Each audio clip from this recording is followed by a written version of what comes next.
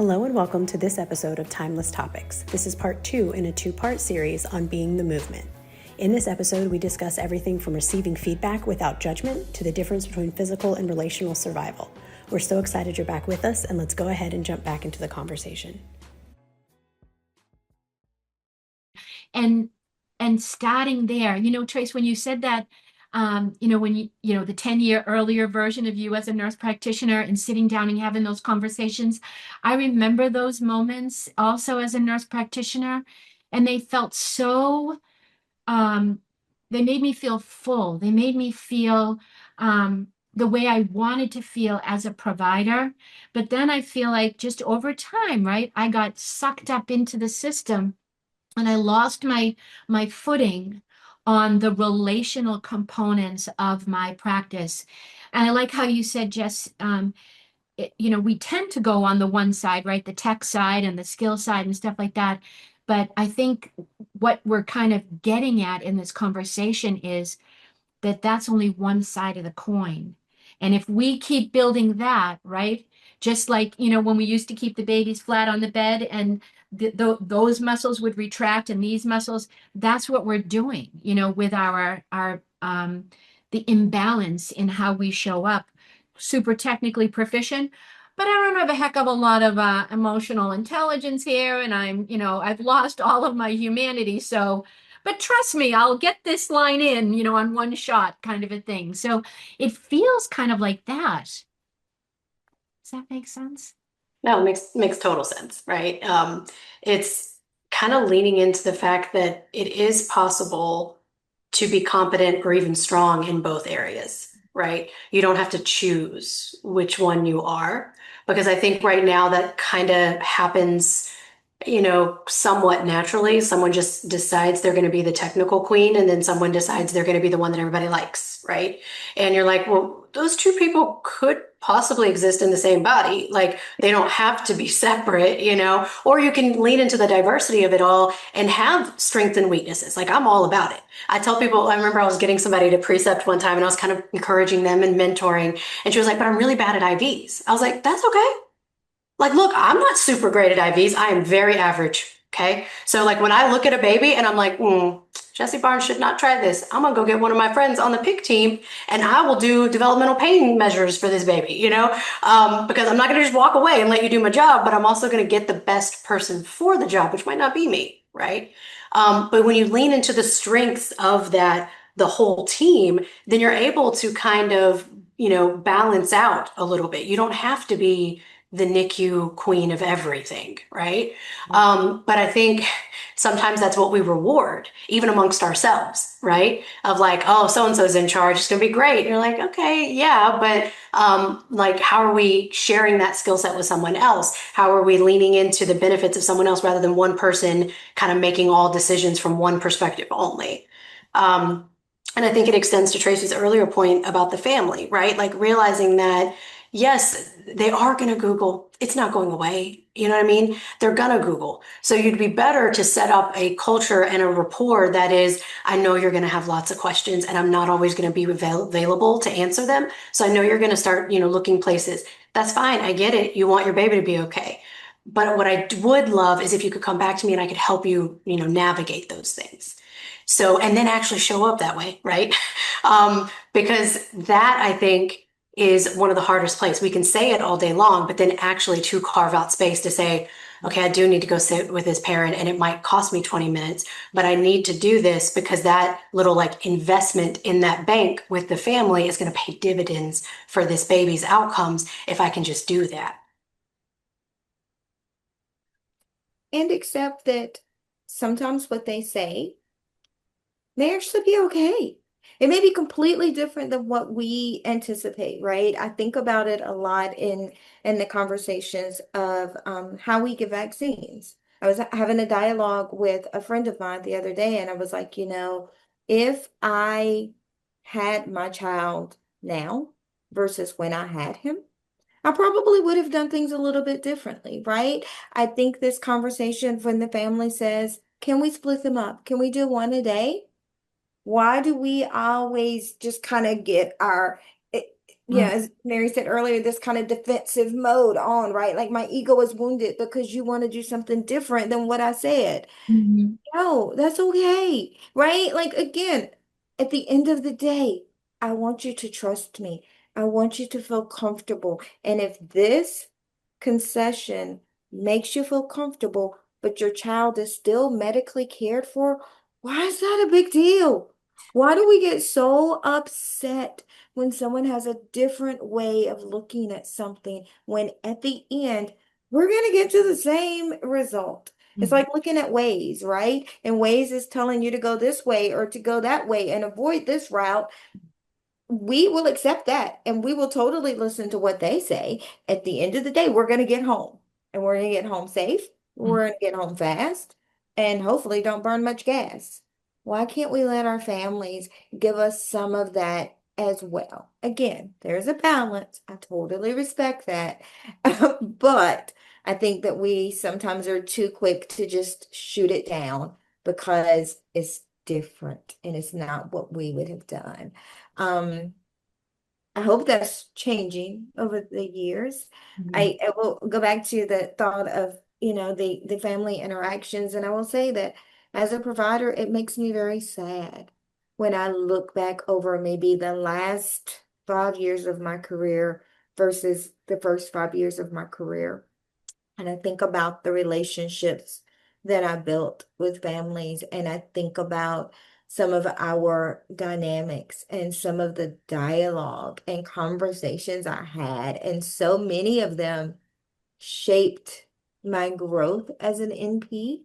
And I think about them now, right? I think about my little guy who just graduated. Oh gosh, he graduated like 2 years ago now, I think. So graduated from high school and is in college. And I think about the number of times that my medical director would find me in the corner talking to this mom because his bed space was like in a little corner. And I would go sneak behind her and I'd be sitting on the floor chatting with her about life and just whatever.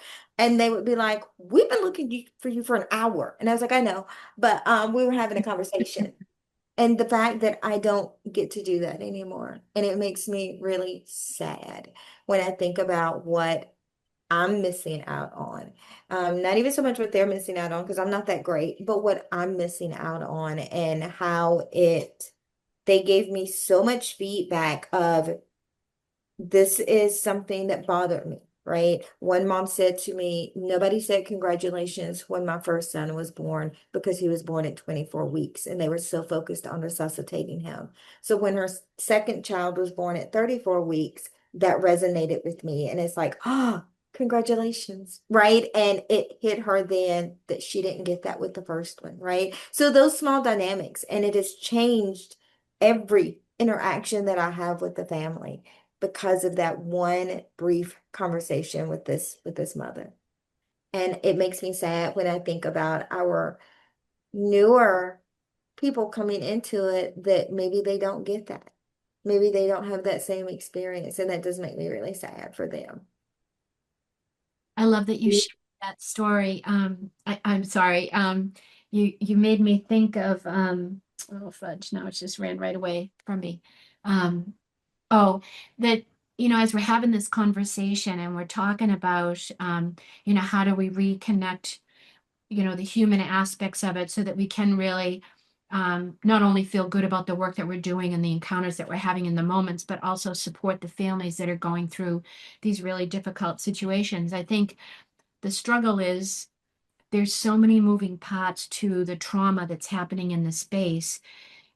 You had said something about, why do we get so defensive and why do we get so reactive and stuff? And I think some of that is also that unaddressed self-care, self-compassion, filling up your own cup, and all of those other elements that we've talked in, our other calls, are also influencing a lot of, the dynamic and the milieu that we're all navigating in any given time. And so, but again, kind of coming back to the education piece of it, calling that out, I mean, I think, having that framework that this is all evidence based. There's an evidence base about how you manage individuals with RDS. There's an evidence base about how you do these different things. And there's also an evidence base around how you show up with compassion and respect for fellow human beings. And maybe we kind of like, just weave that all together.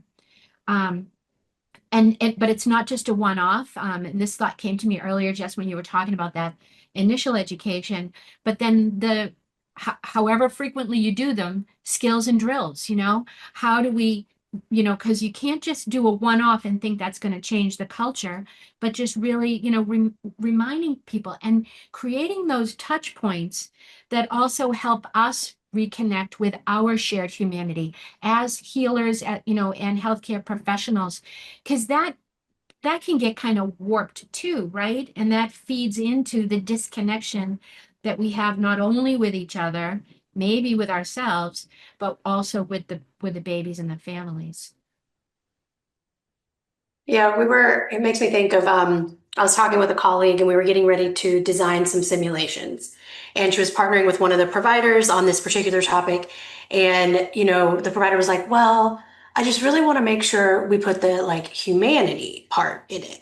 And my colleague was like, you haven't worked with Jessi very long. Like, she puts trauma-informed care into NRP. Like, she puts it everywhere. So we don't have to worry about that part, because I fully believe that, right? Like, it can't be a one and done. You can't just one time show them that, because technical skills aren't one and done either.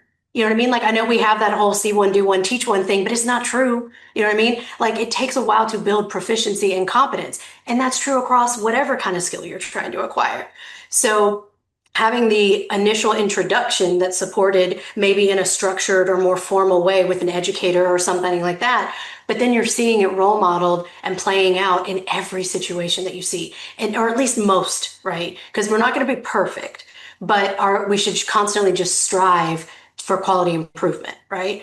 And to realize other people are watching, right? Like, I'm trying to teach someone how to do this professionally. Other families are watching. Other people just are affected by the vibe of the area. Like, so I wouldn't want to walk into chaos or conflict in that way. So what am I going to do to be able to try to mitigate how that works and then show them that I still walked away okay?